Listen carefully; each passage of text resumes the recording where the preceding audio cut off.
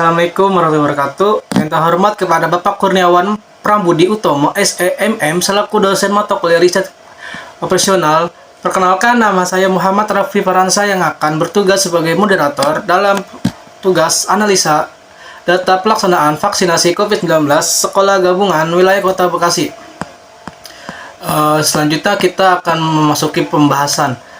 Yang pertama itu ada apa itu vaksinasi COVID-19, yang kedua ada tujuan dan manfaat vaksinasi, yang ketiga ada pelaksanaan vaksinasi COVID-19, yang keempat ada metode penelitian, analisis, keputusan, dan ketidakpastian, yang kelima ada contoh perhitungan, analisis, keputusan, dan ketidakpastian, yang terakhir itu ada kesimpulan. Apa itu vaksinasi COVID-19? Vaksinasi adalah pemberian vaksin dalam rangka menimbulkan atau meningkatkan kekebalan seseorang secara aktif terhadap suatu penyakit, sehingga apabila suatu saat terpapar dengan penyakit tersebut tidak akan sakit atau hanya mengalami sakit ringan dan tidak menjadi sumber penularan. Selanjutnya akan dibahas dengan teman saya yang bernama Sabila Kafaini. Tujuan vaksinasi. Vaksinasi bertujuan untuk memberikan kekebalan spesifik terhadap suatu penyakit tertentu.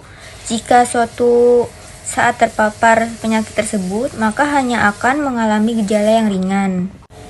Manfaat vaksinasi yaitu dapat memberikan antibodi yang lebih tinggi dan memberikan proteksi terhadap virus COVID-19.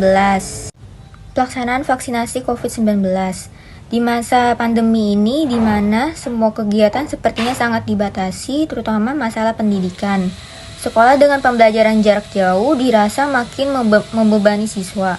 Untuk itu dibutuhkan gerakan cepat, dan salah satu solusi adalah pemberian vaksinasi bagi peserta didik dan para pendidik. Pelaksanaan vaksinasi pada SMPN 44 Bekasi. Pada vaksinasi dosis 1 gelombang 2 pada tanggal 19 Agustus 2021, SMPN 44 Bekasi melaksanakan vaksinasi di sekolah sendiri dengan peserta 139 siswa. Juga dari sekolah SMP Almanar 70 siswa, SMP Citra Kencana 6 siswa, SMP Gelora 11 siswa, SMP Mutiara 11 siswa, dan MTS Atakwa 10 dengan peserta 70 siswa.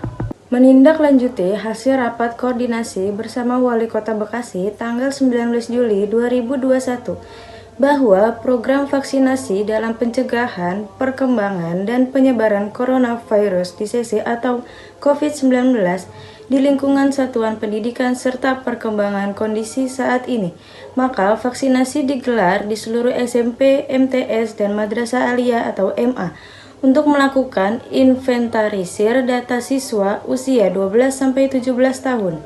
Selanjutnya ada metode penelitian, analisis keputusan, dan ketidakpastian.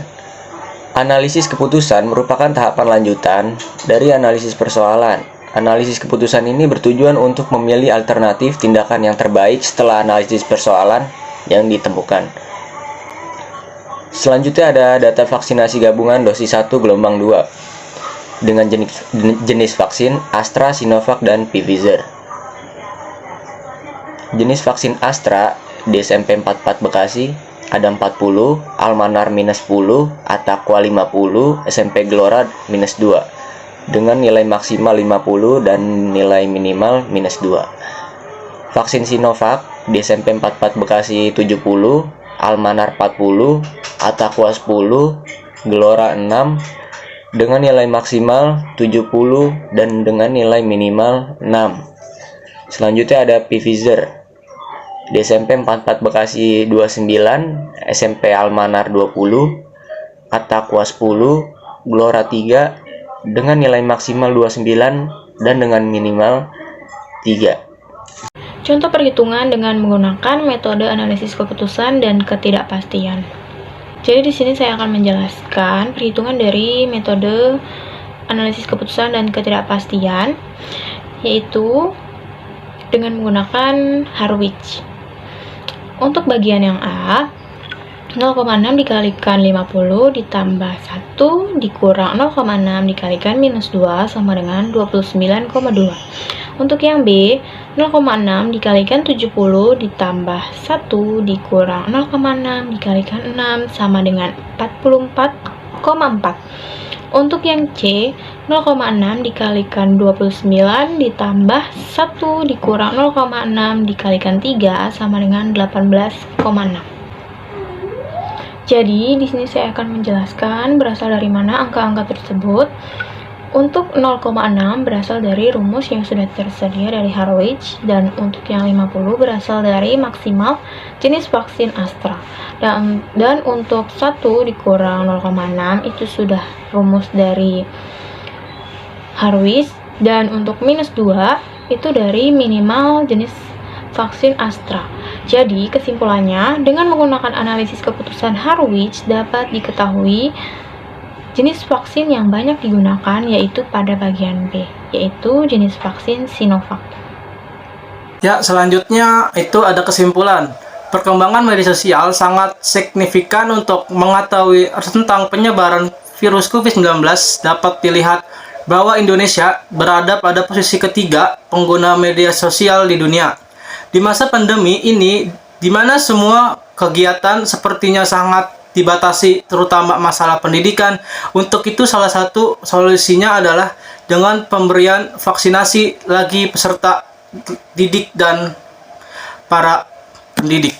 Ya, sekian dari kelompok kami. Wassalamualaikum warahmatullahi wabarakatuh. Bye.